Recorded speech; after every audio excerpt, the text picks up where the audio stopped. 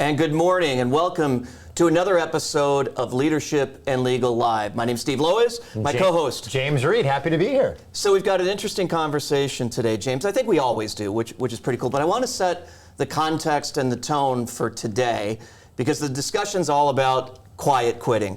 And what does it really mean and what's really happening and all of that.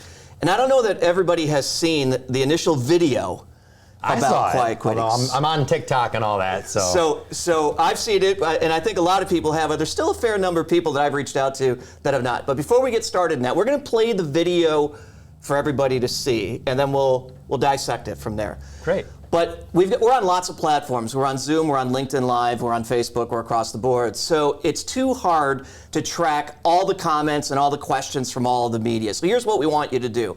Write down our cell numbers. We give it out every single time, but my cell number is 734-837-8500. And James? 734-649-LUCKY-1313. 1313. We have our phones with us. Text in your comments, text in your questions, no matter what platform you're watching this under. It's just an easier way to do it. And we encourage you to bring us your opinions, your questions. I don't even know if purposely, James and I did not talk a whole lot about this idea of quiet quitting it because we wanted to see if we have the same opinion, different opinion, doesn't really matter. But David, if you're able to, let's start with the TikTok video on quiet quitting that has kind of started this whole social media trend, and then we'll go from there. I recently learned about this term called quiet quitting, where you're not outright quitting your job, but you're quitting the idea of going above and beyond. You're still performing your duties, but you're no longer subscribing to the hustle culture mentality that work has to be your life. The reality is it's not, and your worth as a person is not defined by your labor. So James, I'm going to throw the first question to you. Yes, please. What the hell is quiet quitting? So to me, it's stuck in a rut, lack of engagement, not motivated, doing the bare minimum to earn a paycheck. Is it new? Definitely not. and this is why I think we've got to have this conversation, because July is when the TikTok video came out, and everybody thinks that this quiet quitting is something that's brand spanking new, but by your definition. No, this is some Gallup studies show there's been 28 to 30% engagement, max of 32 ever in the last 100 years. Yeah, it's actually just a different term for the same things we've been experiencing for quite some time. No doubt. So I did a little research, and I know you did a little research on this as well. And so the term quiet quitting actually started in 2009. And I wasn't aware of this, but there was a symposium, a Texas A&M economics conference, that had talked about quiet quitting and the impact in 2009. Remember where we were in 2008 and 2009, folks, right? Right. So this is nothing new. And then the other thing I didn't realize, do you know that this has been a trend in China? No. So we're drawing from some of what was happening in China, a very oppressive environment to work in. And they had this thing in 2021, so a year before this TikTok video came out, called Tang Ping, or lying flat. Okay. And it was really a revolt against the oppression in which people were working under in China. So both of those happened way before this TikTok thing. So my theory on the 2009 is I was kind of in that group. The overachievers, hard workers get no bonus, and you're told you probably get a decrease, and you're lucky to be employed. Yeah. Because there weren't as many jobs then. There weren't as many jobs then. And if you are one of those employees that doesn't have the open records, you don't realize, you think the people on the ivory tower are getting a windfall, and you feel undervalued. And so I think once things in 2009 get a little better, now you lost trust and loyalty. Yeah, so when you look at the Gallup, all the surveys that are out there right now that you just referenced, right? 32% of people are engaged. I think there's 18 that are officially unengaged, and then what do they call it? Actively unengaged. Okay. And then the rest of them are disengaged. It's just another term for disengaged. It's just another term for pissed off. It's just another term for I don't feel like I'm providing value or that I'm being valued. Right. So is it real? It's not really new. It's not really new. So much so that when I talk to certain clients about employees with lack of engagement, the discussion is if you laid off everybody that was not engaged, you lose, almost a third of the workforce. Yep. Big time. Right. Now, we'll talk about how to address some of these issues here in a little bit, but I wanted to set the tone that, Ken, this is not a new, it is a problem. No ifs, ands, or buts, it's a problem. I think you would agree on that as well. Definitely. but it's not a new problem. Not a new problem. It kind of reminds me of the 80-20 rule, where there's the 20% of the kind of overachievers bringing in all the profit, all the value, and then the 80% are kind of doing their role, but they aren't, the key staple to the operation. So, I mean, people view it, though, differently. So some people view it like that, right? Others view it as, you know what, I'm paid to do my job, and that's all I'm doing, and why do I need to do anything else? And then others view it as they're just lazy. Which view is right? I think I understand the various perspectives. Yeah. To me, the biggest change with quiet quitting is basically it used to be you work at GM or Ford and you try to do a 30 years and you every year or so move up the ranks. It seems like now it's easier to get a job somewhere else than it is to deal with the politics and fight and get promoted where you're at. So I think the quiet quitting is different. It's more like, it should be called quiet hopping. Well, so that's actually a good point. We'll look at some stats around that in a little bit. Is it truly but quiet quitting is not actually the act of quitting. True, but I think that while they're working remotely, while they're not as engaged with that free time, yes, maybe they're spending more time with family or exercise, but I also think they're taking all those recruiter calls more than ever. You would know, you're probably getting more people answering the phone, opened opportunity, where before they used to get ignored. But I think that's going to change, and we'll talk about kind of where the economy is going, or at least where it seems like the economy is going. And is quiet quitting actually the smartest thing to do right now when we're on the cusp of the economy slowing down, and it already has started to slow down? Well, you and I have talked about this. It's definitely not. Those people that are fully remote, no engagement, no culture, those could be the first to go. Yeah, so from a general definition perspective, let's just make sure we're on the same page. How a lot of people are viewing quiet quitting is, I'm not going to do any more than what I'm required to do. That's it. So if that means I clock off at 5 o'clock, I'm clocking off at 5 o'clock. If that means it's in my job description, I'll do it. If it's anything more than that, I won't do it. If that's truly the way that everyone's looking at quiet quitting, and that seems to be the most prevalent description, what's the impact when the employer or the boss or the manager, whoever, is looking at all of their people that they want to invest in, that they want to promote, and nobody's standing out from the crowd? So that's hard, because the SHRM survey said that the average life cycle of an employee is 4.5 years max, and you're going to have 17 jobs in an employee's career. So it's kind of the age-old question: do you invest in them knowing they're likely to leave in 4 years, or do you not invest in them and are stuck with someone that isn't skilled enough to really advance? So what do you do? If those are the options from where you're sitting, running part of the business, being a lawyer and all this, what do you recommend? You have no choice but to fully try to engage them and train them is the only option. It's because this is the same thing that's been going on for so long, that disengagement piece, whatever you want to call it, burnout, disengagement, I don't care what it is. I think the leader has a big piece in solving the problem and in creating the problem, but I'm also of the opinion that there's some self-responsibility that every employee has, and if you're willing to say, I'm not going to do any more that's expected of me, and I get why, I don't have a problem with that, but then don't be complaining when you're passed over. That's true, and that raises the question on interviewing. I think some people have a fire in their belly and work hard and are overachievers no matter what the culture is. Yeah, agreed. Right, so I guess what are your thoughts on, does this make you want to reevaluate hiring better and what questions to ask in an interview? I absolutely, you do have to be you have to be thoughtful about who you hire and who you bring onto the team. Are you always going to find that 20% that seems to have the fire in the belly? I don't think so. I don't think you could have 100% of those people in the room, because they all start fighting against each other because they want to get ahead. I agree. So I do think that's a problem, because in most organizations you have the 20-60-20. You got 20% at the top, you got 60% in the middle, and you got 20% at the bottom. The bottom people need to be coached out. Don't bring on a low performer. The middle people, they either need to be coached up, and there's some self-responsibility, but the leader, I believe, has the greatest impact in that middle piece. And if we hire for the middle piece with the hopes of driving them up and hire some of the people that are at that top 20%, I think that's the mix that we can expect to have. We can't expect to have 100% of the top 20. That's what the last 100 years show. Yeah, right. And I don't think, that's why I'm saying, I don't think this is anything different. But I do, in a second, want to talk a little bit more about the leader's responsibility in this. But there's some other impacts. I mean, let's talk about that. One of the common questions we get is, what's the business impact of quiet quitting from your perspective? So a lot of surveys I've seen is that you can be 50% more productive if you're fully engaged than if you're disengaged. I saw that, yeah. Right? So that can improve your bottom line by up to 50% if everybody was fully engaged theoretically. Yeah. I think if we don't deal with it, though, companies are going to really suffer. And when we don't deal with it, people get on the bandwagon of it. I mean, think about what happened with this TikTok video, right? Everybody got on the bandwagon of the TikTok video because it was a cool thing. Now there's more people saying that they're quiet quitting. If we don't address it, we're going to see more of that. If we start to address it, I think we can stem the tide, but we have to address it in earnest, not just because it's popular.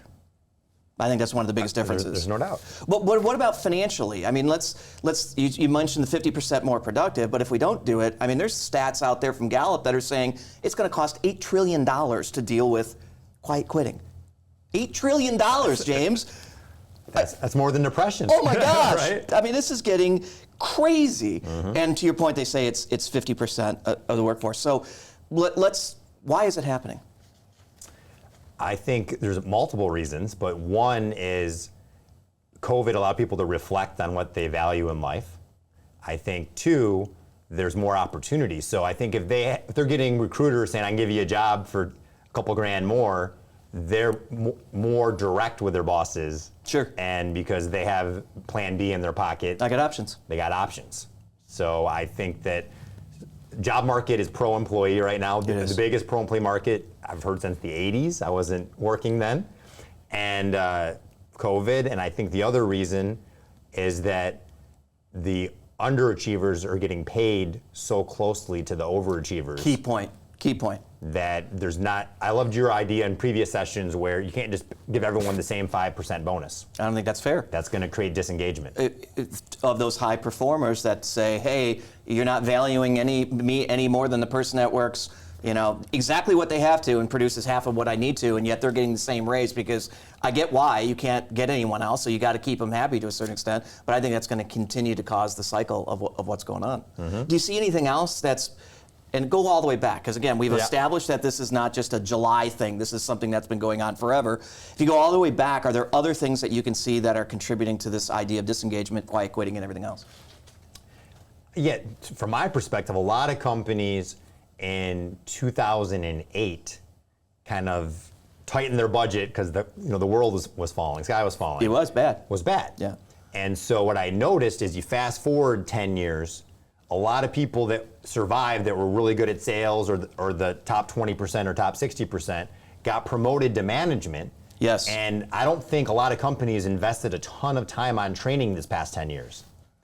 I think that's a big part of it. I think there's going alongside of that leadership in general does have something to do with this. And when the quiet quitters are saying my leader sucks and I'm not getting what I need and all that, I do think there's a huge percentage of responsibility on the individual leader and the way that we have viewed our team members in the past. I agree. I think in 2008, a lot of leaders thought those employees are lucky to have a job. Yeah. And then it seems now they see all these employees leaving, that the trust of leadership trusting the lower level is not as strong. And vice versa. And vice versa. And I think that's one of the reasons. I mean, for years it's been said you leave your boss, you don't necessarily leave the organization. I think there's more to it than that. I think you could leave your job, you could leave your boss, you could leave your team, you could leave the culture of the organization, which is really just, the culture is really just the behaviors of the leaders and everyone else there. So I think you can leave for a number of reasons. But if we don't fix this leadership thing, we're going to continue to have ongoing problems with disengagement, with quiet quitting, and so on. And I don't think most leaders actually know how to lead. No, that's for certain. That's most of the lawsuits I get. Or the leader doesn't know what the hell they're doing in the first place. They had no training, had no idea. They didn't even want to be a leader. Well, I mean, this is not the topic for today, but I think in general the training that leaders get is just crappy anyways. I don't think they're getting trained on how to manage people. They're not getting trained on how to lead people. And I think as the world has changed, the workplace has changed, the work itself has changed, the workforce has changed, and leadership has stayed the same. I agree. Yep. I mean, that's a serious problem, and I think we've got to address it at the core before we can fix the problem in the first place. Otherwise, it's So going to what keep do you happening over suggest? and over. How do we address this problem? Well, I think one of the truths that are coming out of it, from my perspective, is most employees are saying they don't feel heard or supported. Why do they not feel heard or supported? Their boss spends very little time with them. Their boss, all we're doing as bosses is throwing more work on our people, without actually trying to figure out a way to get the best for our people as opposed to just the best from our people. Because we'll manipulate our people to get the best from them. Sure. But just think if you actually focused on getting the best for them. And this does not mean beanbag chairs and ping pong tables and you get to work 1 day a week and you can have the other 5 days Right. or six Right. days off. That's not what I'm talking about. I look at it as, think about your child.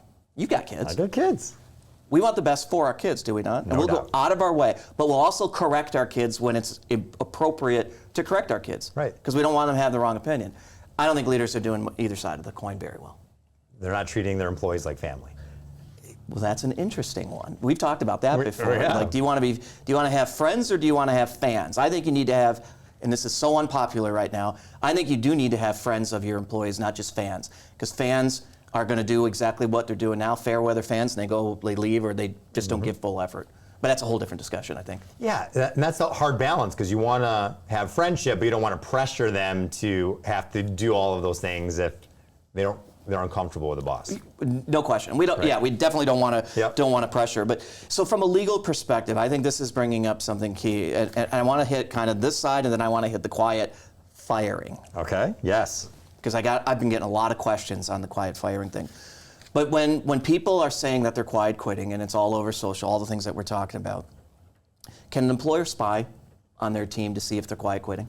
Yes, all day long. How? And that's the question number one. Answer that first. Should they? I think they should to an extent. I think you Okay. should monitor engagement. I think you need to do things in your business, not only for your company, but for the other employees. If you lose a large portion of people, maybe there's something you can do to change to minimize that issue. But I think that the reason why employees are, how to monitor, you can go on Facebook, go on LinkedIn, see how active they are. If all of a sudden, I can tell at SHRM events, all of a sudden you see these people you haven't seen in 3 years showing up to all these events, they're looking for a job. Yeah. So No like, question. if you see a drastic change in behavior, all of a sudden they're wearing fancy suits. All of a sudden they're missing meetings and having a doctor appointment 3 days in a row. They're likely interviewing when they seem otherwise healthy. I think that you should engage, and I think you should, when you see an issue, you have to ask, are things okay? How Yeah. can I help you? I think we should be asking that question even before it becomes an issue, right? I think one of the key tenets of leadership is understanding where each of your team members are actually at. And if you're waiting till there's a problem to start asking the question, you're part of the problem. Right. Right. I think right. that's a challenge. But what about monitoring activity? When you see somebody's on Facebook, your employee's on Facebook, and they say, I'm quiet quitting. And you're like, okay, I haven't seen anything major. Should I start monitoring their activity, their emails, their phone calls? I mean, should I? Can I? Legally, what's the scoop? So legally you can. Most companies have a policy that says we can monitor all your keystrokes, Yeah. everything on your computer, all your equipment. Should you? That's kind of where, when I talk to other leadership, if you fire people that are doing those things, you're going to lose 30% of the workforce, Yeah. like I said. So Yeah. I think that it's good to know to make holistic change, but you can't tackle each one of these on a one-on-one basis. So we got a text actually from somebody you and I both know. Okay. And it's related to some of the things that we've actually already talked. Oh, we've got a couple actually. I have some too. So one of them in particular was mentioning the discretionary effort. Right? One of the goals of leaders, for anybody who's watching this, one of the goals of leaders is to make sure that we figure out a way to unlock discretionary effort. That's above and beyond what's expected, right? Right. That's like the panacea for every leader. But given the environment where it's like, okay, I'm done at 5 o'clock, I'm not given discretionary effort, what are we to do in that environment? Because we need to figure out a way to unlock that.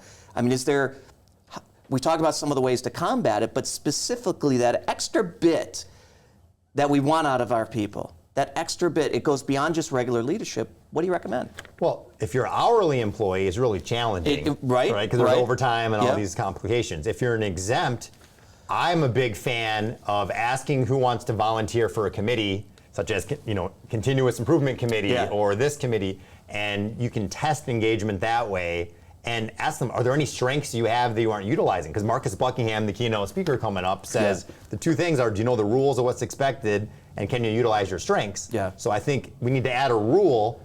You need to do holistically, like improve the overall, culture and, I guess engagement at the company and value them on that. How are they contributing to that? And then two, do you have any strengths that we aren't fully utilizing? And maybe they want to be part of a committee or social media or some other strength. You mentioned that first one, you got to know the rules, so to speak. I think it goes even further than that. I'd love to get your opinions on this. Companies that have done, and I'm going to say I'm one of them, okay, just for the record, right? I'm going to throw myself under the bus. I'm not throwing you guys under the bus, but we have a tendency to not have really great job descriptions. Let me pull it in for a second, because I think this is part of the problem. Most job descriptions have zero around true expectations, measurable expectations. They have, excellent communication skills and required to work as a team and all this kind of stuff. But there's really nothing in there that's measurable. So now the individual is quiet quitting and they're like, well, they can't measure anything anyways. I think one of the first things we've got to do is that clarity around what's actually expected in the first place. And companies that haven't done that in the past couple of years are really being challenged right now because of the quiet quitting. From your perspective, because you're an employment lawyer, right. you know this stuff, you deal with this stuff, you deal with the lawsuits on it, the recommendations around it, and employee manuals and all that kind of stuff. What do you recommend employers should be doing to better set expectations given the environment we're in? Well, one is update the job description to be extra clear that that's an essential function of your role in the job. When I'm doing management training, I say, who likes to manage people? I get anonymously 10 that say, not me. And I get 3 saying, I didn't even want to be manager. I just got promoted and didn't know I could say no, or there was another option. Yeah. So I think it definitely has to be job description. What I love to do is, back to the Marcus Buckingham question, do you have any strengths or anything you're doing above and beyond what's in your job description? And everyone says yes. Like, is there anything you're deserving of a bonus for? Yeah. Everyone's going to say yes. What are those things? Now let me acknowledge you and appreciate you and value for those things. Let's add that to your job description. I think there's too many generic. HR gets, we need this role, and it's generic. Yeah. They don't tailor it. A VP in each department has different roles. And I think we all fall prey to that, because I decided to look at some of our job descriptions here, and my team's probably watching this saying, yeah, that's true. Right. The expectations are not clearly, on some positions it's clear. Like when you do sales jobs, expectations are you hit X. You go over X, you've gone over and above. I think it should be more than that. But I do think that when there's a sense of non-clarity, if that's even a word, that it creates more of the quiet quitting, because when people don't know what's expected of them, it's easy to get flustered. When they get flustered, it's easy to say, I'm just doing the bare minimum and let's move on. So I think there's a number of things that continue to create this problem that are blocking and tackling things, James. So what are your thoughts about, I'm seeing more companies have this memo where an employee sends a memo to their boss of, here's my overall self-review of myself and things you should know about me. Yeah, I don't think there's any problem with that. I think it helps to determine if their self-view is X and our view as leaders is Y. What's the gap? Why is there a gap? Sure. Is it their expectations are just out of whack, which there's probably some of those.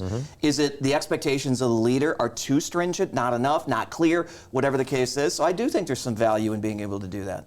And then we hear various arguments that a lot of leaders spend a majority of their time on the bottom 10% problems. Oh my gosh. Yes. I mean, let's think about that, because they're the handful. They're the hardest to deal with on a consistent basis. So we take all of our effort, and I gotta spend time developing that bottom 10%. I'm not saying throw them out, but it's definitely not. I don't believe that's where you should be spending the majority of your time. I think because you forget to spend time with the top performers. You forget to spend time with the middle performers that can move up to top performers, because all of your energy potentially is with those bottom performers. This may not be popular. I don't care if the bottom 10% quietly quit, because they're going to get fired anyways. No, I think the CEO of GE said every year we fire our bottom 10%, and that is no longer a theory you'd want to say or follow. I mean, the goal is to reduce the bottom 10% to a smaller percentage. Let's say we're dealing with people. They're unhappy for 99,000 different reasons. And I don't think, I think we just need to come to the realization that there's always going to be some of them. Sure. And maybe it's the wrong fit, doesn't make them a bad person, but they need to go. Yep. Let's face it. But I do think spending the majority of our time with, again, those we can move up, think of it as kind of a financial arbitrage. Where are you going to invest your money? Those that are going to get you the greatest return, or those that continue to be the greatest problem? The greatest return. I would think so. Now, I know that's not popular in these days, but Sure. let's kind of get it back to the subject, because they're all related to quiet quitting, but. Okay. I agree. Real quick, back subject. How Yeah. do you measure the non-dollar making value add to employees? What do you mean? Say it. How can you measure the intangibles, like the HR role? How do you value the... Oh, but I think you can measure every role if HR, let's use HR, because Yeah. HR is responsible for so many things. Right. But in every organization, there are specific goals that the HR team should be trying to achieve based upon what their leaders have rolled out, what they've uncovered, a combination of the two. And we agree that these are the things that need to be achieved. The measurement is against those things that need to be achieved. It's not a dollar value always, but it's doing things that we all agree are in the best interest of the organization, the team members, and so on, to get the best, again, for our team members. But if we have those goals stipulated at the beginning of every year, why can't we measure against those? I agree. Problem is we don't have that conversation. We do not have that conversation. And I don't think that's an HR thing. I think it's across most functions. What I'm seeing as a major problem, because of the quiet quitting, a lot of managers are rating their employees 5 out of 5 that are not 5 out of 5s. Because they're afraid that this employee, if they get a 4 out of 5, They're gonna be pissed. they're going to be pissed and look for another job. When really they deserve a 4 out of 5, maybe a 3. And so then when it's time to actually deal with a problem, I'm stuck with this personnel file. They're rock stars. Yeah, and so I think if we're really good leaders, those of us that are trying to be better leaders all the time. Yeah. And if you're trying to get the best, again, I keep saying for your team member. Mm-hmm. Honesty is the best way to get the best for your team member. So if they're truly a 3 out of a 5, we need to say that you're a 3 out of 5, and here's why, and here's some of the things that I think I should do to help you. Here's some things that I need you to do better, because that's honesty. I think that if we don't do that, it perpetuates this distrust and actually continues to cause more. We think we're solving the problem. I'm giving them a 5 out of 5, they're going to stay. I think that's BS. I think they know they're not a 5 out of 5. Mm-hmm. It causes distrust, and it causes more of these people to eventually leave anyways. True, but your model works if you're the evaluator of all. The challenge I'm seeing is if I rate somebody 5 out of 5, they get an extra bonus at the end of the year. If a different manager rates that person a 4 out of 5, everyone on their team gets 10 grand less per person. So now they're like, look how great that person's taking care of their team. Look at you. The internal fighting that happens because you rated me a 5, I got 10. You rated them a 4, they got, or I got 20, they got 10, or whatever the case is. So that a lot of these managers are like, I have to do it because it's more of how to get the CEO to pay my person fairly, as opposed to giving them honest feedback. Well, then I would say that leader needs to step up and be a leader and go to their CEO and say, it's time to pay my people fairly. Here's the data behind it. Here's the expectation. Right. Here's what we've delivered for you. Here's what it is. I still think it's a big part of that falls on the leader themselves. No doubt. I think it's easier to avoid that conflict and manipulate it by giving false reviews. Yeah, I wasn't even thinking about that. That's actually really, okay. If you've done this, if this is something that you're struggling with, text one of us, 734-837-8500. James? 734-649-1313, because that is what creates the lawsuits, because when someone is fired for performance and their file's perfect, a plaintiff attorney salivates saying, what's the real reason why they were fired? Yeah. Boy, that's actually a really great point. I think if we went back to basics and said, here's the expectations, we agree on the expectations. We agree that what you have to achieve against those expectations. It avoids a lot of this stuff. Because when the data is the data is the data, you can't give this person a 5 and this person a 4 when they're being measured against the same data. Right. But when we don't measure the same data, or we measure 0 data, I think it causes a lot of this discontent that's going on. Because each manager has their own metrics. A 7 for one could be an 8 by another manager. But if you lay it out there and say, this is what a 1 out of 10, you're a 10 if you achieve this, and everybody knows it. But the other department or the other group may have to achieve something a little bit different. If you know that going in, it becomes less of an issue. I think we're just afraid to be clear on what's expected, afraid to say, this is exactly how I'm going to rate you. And I think some leaders and their teams, they don't want to go there because it takes some brain power to actually think about what am I going to hold somebody accountable to. That's it. I think that's a big part of it. So a question I'm getting is, I think this new generation, in addition to wanting a mission and a community that they care about, they also want some type of acknowledgement. So what is your theory? Do we need to put on social media how much we value our employees? Like I see now there's this LinkedIn thing. You can celebrate, thank you for being on the team. So, what are your thoughts? So I don't think there's anything wrong with public recognition for some. Some people hate it, right? Right. I don't think that solves the problem that the people that are saying that this is an issue, recognition, I don't think that's solving the problem.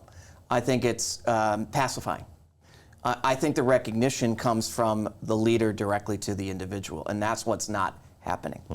I think if that I keep bringing it back to the leader. It's like, oh, it's all our fault. I'm not saying it's all our fault. That's not what I'm saying. But I do think we contribute to it. So if you want to do that in addition to the one-on-one time you spend with each of your team members and giving them that positive feedback, giving them the constructive feedback, and they believe that you want the best for them, I think that issue goes away. Leaders won't do it, don't know how to do it, are uncomfortable doing it, don't realize they should do it, and then they pacify them by throwing it out on social media. Look, we put our team on social media. Don't have a problem with it. But I think we're not perfect at this. But I think for the most part, we also acknowledge that to the individual, which is really where the trust is built. That's my opinion on that. Sure. What do you think? I think it's good to, acknowledge value, but I think if it's good if there's the same leader doing it all. The problem is when there's one leader that's praising their person doing company-wide emails, how great they are, then you have the others, people are like, well, I did all those things too, and no one sent my email or put me on social media. So I think it's hard to have equal treatment with all these great ideas. So then if that's the case, let's start from a legal perspective. Somebody comes and says, James, I'm going to go sue my employer because I'm not getting I don't know if that's even a basis for a lawsuit. I'm just making it up right now. Yes. Okay, so I'm going to sue the employer because I'm not getting any recognition, both whether it's verbally and to the team, and I'm not getting it financially. What advice would you give that organization? Well, first, if they still have their job, there's no real damages unless they didn't get a bonus or something like that. Yeah. So it's not like a high-risk lawsuit. But I would say, you have disgruntled workers here. There's obviously a perception of inequity and unfairness, and they're going to likely assume it's because of some protected class, race, disability, religion, something. So we need to find a way to treat people on a similar, have the rules apply to everybody, so that it creates better engagement and trust, so people are not quiet quitting and looking for some place that has a home where they feel more comfortable. Yeah, the consistency thing, I know from a legal perspective, and it's just the right thing to do anyways. If people are in the same kind of role, there should be very similar objectives. Now, they could be doing a little something different, and that needs to be reflected in that as well. But I think the consistency across the board is probably one of the biggest challenges. And that's part of the problem with quiet quitting. I'm seeing it too. We're hiring people that are getting treated the same as the 15-year loyal person and maybe isn't as good, and paying them the same.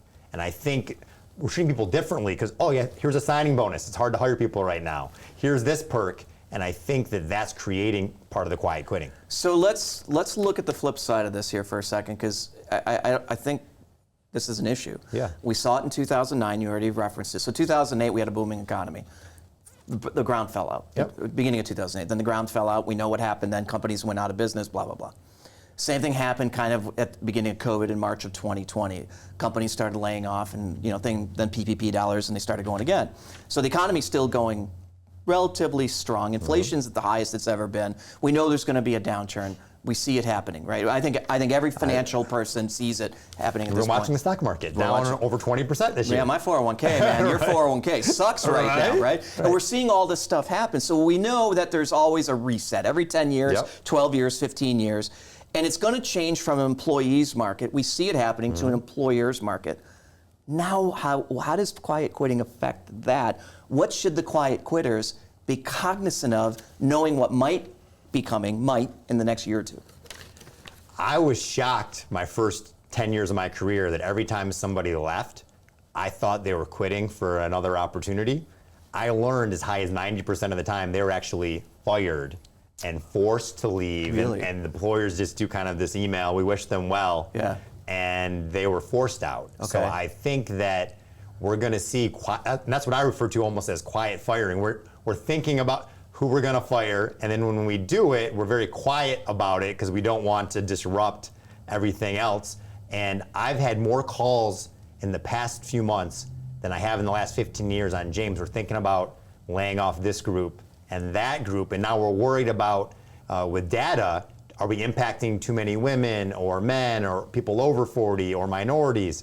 And how does this look from a legal standpoint in case we want to pull the trigger later this year? So they're all evaluating who to potentially lay off and replace. So given that, and given where the market is going, if you were looking in that camera right there, Yes. and you were talking to somebody who is currently quiet quitting, knowing Yep. what's coming, what specific advice would you give that person? If you are in the bottom 20% of your company, you are likely to be on that list to be evaluated if you're a quiet quitter. At my firm, I'm told anyone that gets a 3 out of 5 or less is in the discussion at the board meeting of, is this the right place for them? And we're evaluating if stuff happens, is this right for you? So I think that quiet quitters should change, as long as you're the top 50 percentile, if you can still be a quiet quitter and maintain top 50, you're safer than the majority. Yeah, I see the same thing's happening all over again, right? It's we have this short memory, right? Which is part of it's short and part of it's long. Part of it is we forget what happened in 2008, 9, and so on, and then long is, well, the pendulum shifts. That's right. Right now, everybody's quiet quitting, and then you're going to get into the quiet firing. And then I think it's going to be just general firing, right? Because I need to cut costs, and there's going to be, right now it's, well, my employer doesn't show me any loyalty. Well, what do you think the employers are going to do when they have choices? Well, the employee didn't show me any loyalty, so they're out. And it's like the sides won't come together for some reason or another. I don't get that. I don't either. I think everyone's negative. Yeah. There's a lot of more office gossip, more employees I see speaking up than they used to speak up. And I think by all of this, and they're using it with conclusions. Yeah. And I think there's a whole training on a way of talking. If they were to talk more facts and not make these bold, kind of exaggerated allegations, once the rumor mill happens, I think the trust gets even farther apart. Yeah, and then you got to look at what's the cause of that breakdown in trust and what's causing the rumors and all. And we've all had it, every one of our organizations. And I am not, by any stretch of the imagination, putting it on those that feel that it's necessary to quiet quit. I think the blame goes on both sides. Yep. And we have to come to that realization if we're going to solve for the problem in the first place. Because you won't solve it just by leaders doing something different. Leaders need to do something different. You won't solve it just by quiet quitters viewing it differently, but they need to, at some point, view it differently as well. And both sides need to come together to avoid this. But the sexy thing right now is, on social media, because it goes viral, is quiet quitting. Right. So everybody's jumping on the frickin' bandwagon. There is a time, I think some of those that believe they should be quiet quitting, there's probably some truth to that, because they're being mistreated and so on. Even top performers, but I think it's the minority right now. I think it is the minority as well. Yeah. And I think, though, what this quiet quitting is going to do, at least it's helping me, is if you want to spend more time with family or work less hours, there still can be a role for you. We just have to figure out how to value what you bring to the company and pay you fairly, and not make you get overpaid and do the bare minimum. Let's find the right role for you so we can both be happy on both sides. Yeah, the reevaluation that part of people are saying this is causing the quiet quitting, I think there still needs to be the reevaluation. I mean, COVID caused me to do some reevaluation. 10 years ago, I did some of my own reevaluation after I was working 100 hours a week, which was not healthy, by the way. I am not suggesting that at all. But I think we can reevaluate, have the conversation with those around us, our employer, our peers, and so on, about what's important. I think our leaders need to be asking us those questions of what's important to us. But then there needs to be a blend of the two. It doesn't mean that both sides have to agree completely, but there could be some adjustments on both sides to get closer to where people need to go, but not necessarily all the way in all instances, because it may have too much of a negative impact on your peers, the company itself, and they just might not be able to do it. But I do think we need to better understand what's important to our people, for sure. Knowledge is power. Yeah. The other thing that came up, I got texted yesterday in preparation for for today Yeah. was the idea behind purpose and quiet quitting. Okay. My purpose is not to do this job. I need to do There you something go. that is more fulfilling, and that's causing some of the quiet quitting. What's your take on that, James? Purpose with the new generation of workers is very important. So I think their purpose, you have to let them know their value to how the business is helping the community and the overall world and local and them. It doesn't have to be necessarily their private life. I think there's a way to blend the two, but you have to make them understand the mission is not just to make Ivory Tower money. It's not always a money thing. It's so. I think the word purpose has gotten hijacked when we think about Right. quiet quitting and so on, because we've got this, and it's not a generational thing, because I see it actually peppered in all generations, that I have to feel good with everything that I do at work. Bull. That's a problem.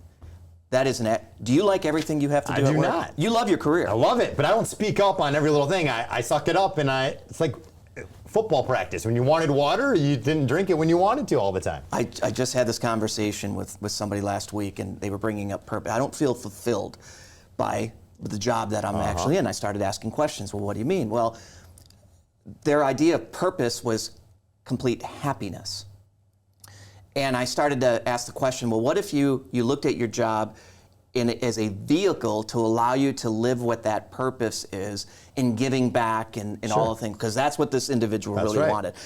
I need to be in a job where, we're positively impacting people and we're giving back to the poor, and there's all these things, Yeah. which is awesome. But not every company can do that. Right. But what if the job you got, if you really did your job well, if you earned the pay that you need to pay, and that helps you to fulfill that purpose of helping people, could it be that the purpose of the job is to allow you to fill your purpose outside of the job? Absolutely. But that's not how it's being looked at. And I think social media, unfortunately, has created this sexiness around purpose. And I'm a big believer in purpose and why we do things, but I think it's gotten hijacked. It's funny you say that. I was just watching Chris Rock. He was in Detroit. That's right, you were a couple there. Fridays ago. Yeah. And that was his whole skit. He was like, I go to Lululemon and they all say, I'm planting everything you buy, I'll plant a tree, I'll do this, I'll do that. Like, I'd rather pay $20 instead of $100 for the yoga pants. And like, I don't really need to know your purpose. If I'm at the store, I want food. If I'm at, the companies are going too much.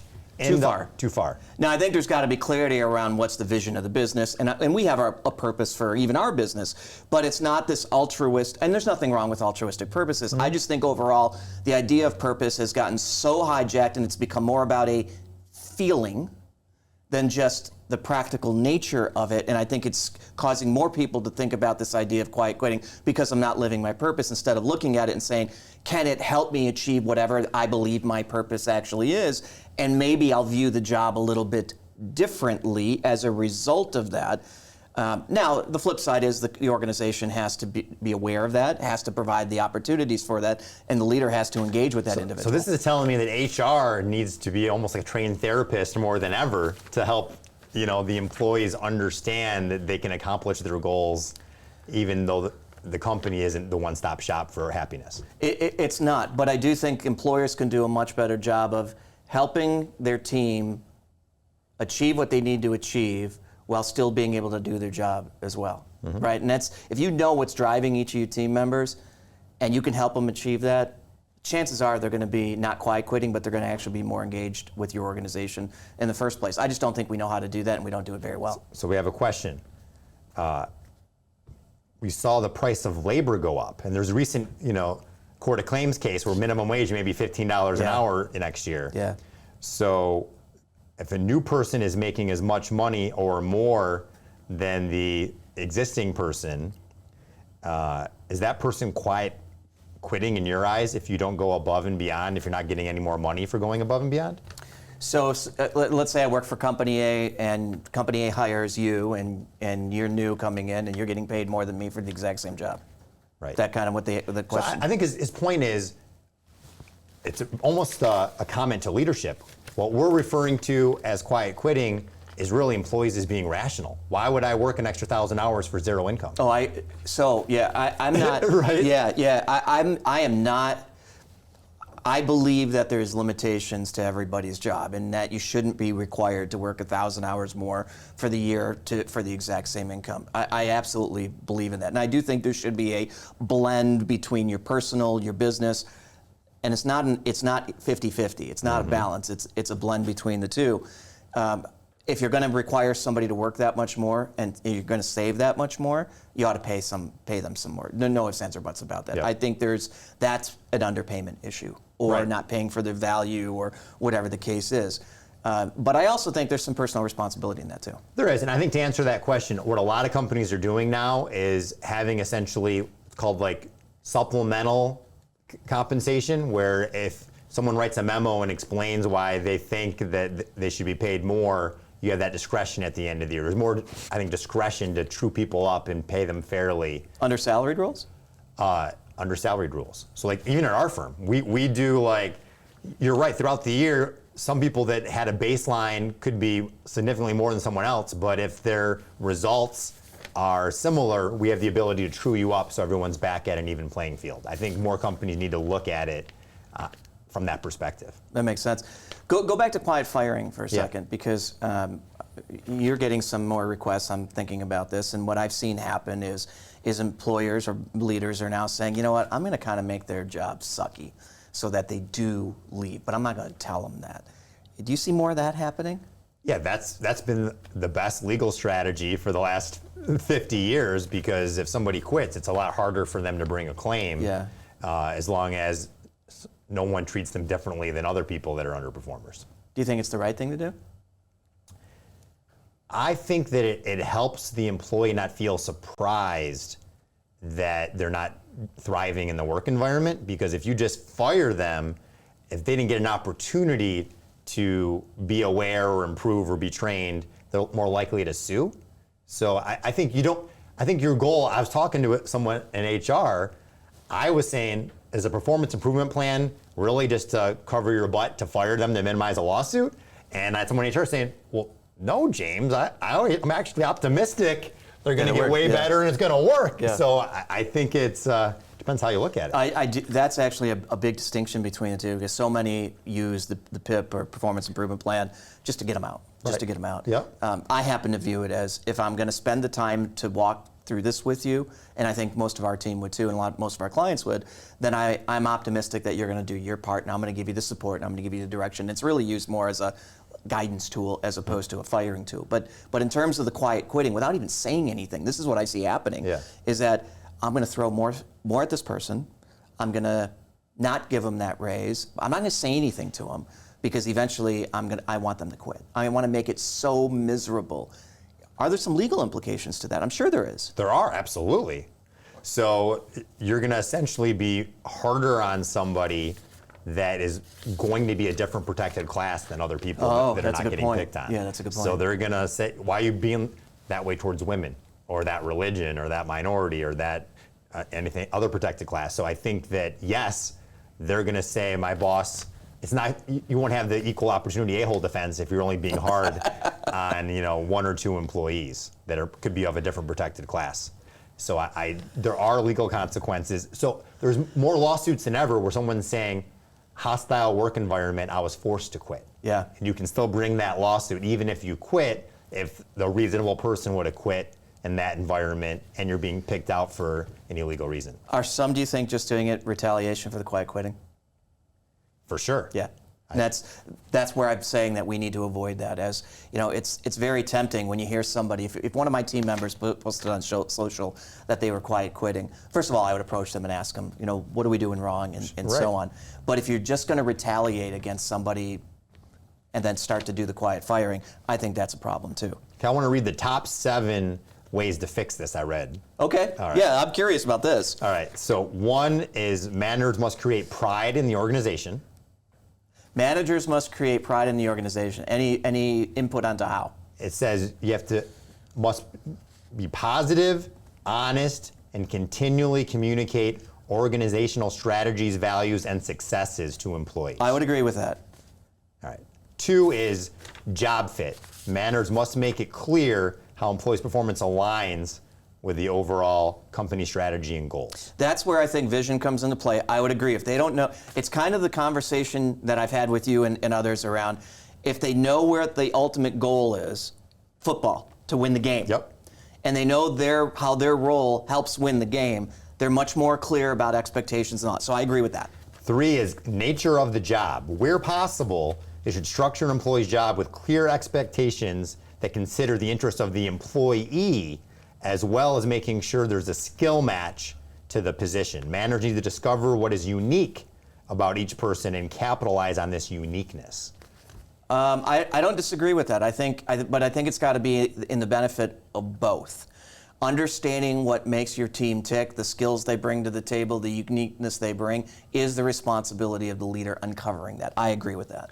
4, trust, integrity, credibility. Yeah, right at the top. Number 1. I think that should be number 1, actually. There's no doubt. Trust is what we've talked about. Yeah, That's the most. yeah. We can see a number of trust over each employee's head. That'd make our lives easier. For sure.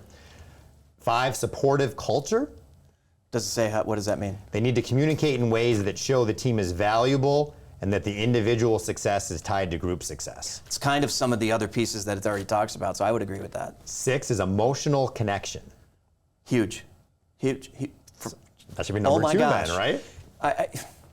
Trust comes trust only comes, true trust, after a relationship and a connection with somebody. Otherwise, the jury is still out if you can trust them or not if you don't have that relationship first. And then 7 is employee development. You have to actively show them their career path. I'm going to take a spin on that one. That can be selfish at times. And here's what I mean by that. I think we've got to look at it and say, what does the employee want to achieve?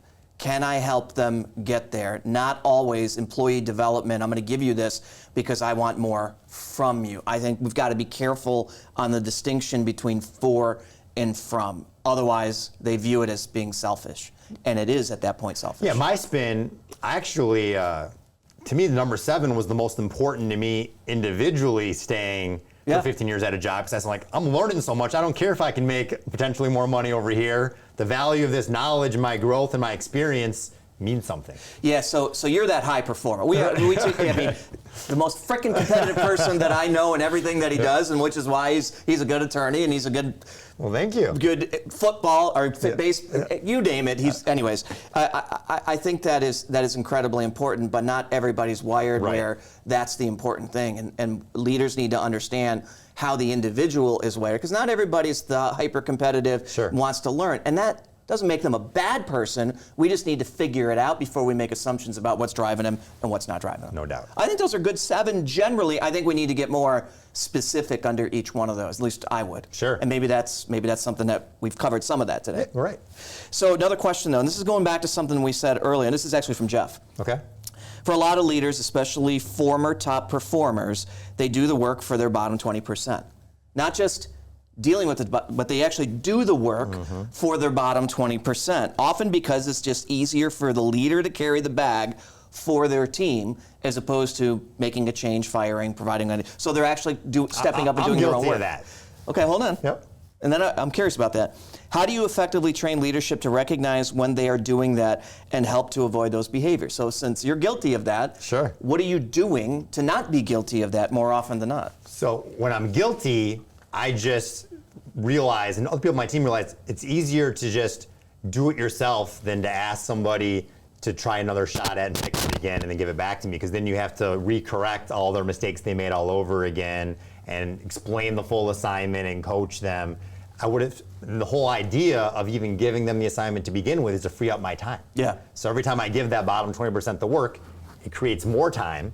So what I need to do as a better job is I probably need to spend triple the time and go over each word and train. Here's why I did this. Yeah.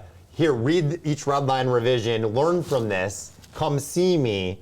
But that also takes more hours of time, and I skip that step when I'm extra busy. But I think if I invest in that step earlier on, I'll at least give them a chance to sink or swim. And are they going to start catching on and getting better, or are they going to realize that it's not the right fit for them and they should find another role? What you're describing is common to most of us that are higher focused on our careers and, Yeah. and that type of stuff, because I find myself, at least in years gone by, where I would do the exact same thing. I'm just going to step in and I'm going to do it. I try not to do that at all anymore. And most of the leaders that I have conversations with when they're struggling with that, it's the same thing. They just want to step in, get it done because it's a reflection on them. And they can kind of hide it that their team isn't doing so good. But I look at it and say, are you really looking out for their best interest? Because if you never teach them how to do it in the first place, they're going to fail for you. There's a good chance they may fail at the next organization because they didn't learn it or whatever that. Do we really truly value our people or not? I'm kind of a mixed bag. Ideally, if someone can get the ball 80% of the way there, there's value in an 80%er. 100%er is way more valuable. Of course. I can't. If I fired all the 80%ers, I wouldn't be able to control it. Oh yeah. You don't. No, I'm not. So you almost have to, as long as they're at a certain level. It's almost like that's why quiet quitting works. At a certain level, I still value you, and so there's a need there still. I don't know how to balance it to invest. Should I invest in them to try to make them 100% when we probably realize it's not likely? Yeah. Well, you got to make that call at some point. I would agree with that. I mean, it's an interesting topic because I don't think it's going to go away because of the social media craze behind it. And Wall Street Journal and the Washington Post and you name it, everybody's talking about it. I think we need to, one, realize it's not a new thing. This idea of engagement and burnout and all this other stuff that's been going on since I've been working, since way before both of us have been working, has always been there. It's always going to be there if we don't do some things to be a little bit different about it. Yeah, it's the cool thing to do right now. I think we got to be careful about the ramifications of it, but I think we also need to learn from it as the employers and leaders and so on to say, okay, I'm not doing something right. Can I get to know my team better? Can I align them better with their job, their team, their boss, their culture, and all those things? I think that's kind of HR 101 and Leadership 101 that we can't lose sight of either. And I think those are some of the keys that we need to understand. But my fear, and then I'm going to let you kind of close this, James, is the pendulum. Because I do think that because of the success of the term quiet quitting, more people are jumping on when the economy does change. And at some point it will, whether it's a year or two, it doesn't matter. You look at history, it always happens. I think it's going to be held against some of those people quiet quitting, whether it's right or wrong, it's not the issue. Just be careful. If you're going to choose to do that, I think you're better off going to your employer and saying, these are the things that are important to me. Let's work out something that works for both of us. That's my thoughts. What's yours? My thoughts are that a lot of managers are sensitive pillow gloves, too much so that they're not having that healthy conflict with their employees, not really having that, dialogue to tell them you expect more, here's how to do better, and you're almost fake appreciating whatever value that they add. And while maybe that's giving you some level of support now in a tight job market, you're setting yourself up to have these underperformers that aren't getting much better 10 years from now that eventually are going to be fired and they're like, I'm doing the same thing I was doing the last 10 years. Now is it because of my age you're firing me, or now because I have a baby or a family? You're setting yourself up for disaster. So you need to find a way, despite this tight job market, to be very direct and honest with your employees, but do it in a way that isn't false conclusions, maybe constructive coaching in order to improve that communication. Yeah, I think there's a lot more to be said here. I don't think this is going to be the last time we have this conversation, but I think we're right at time. If you've got questions, if you've got comments about this topic or anything else that James and I have talked about in Leadership and Legal, if you want to come on and actually talk about one of the things I tried to do and didn't happen. A couple of days ago, I put out a LinkedIn and Facebook saying, if you're quiet quitting, I'd love to have you anonymously come on. And I did have a couple of people that said, yeah, I'm not comfortable, but if you want to interview me on, just write an article, I'm happy to do it.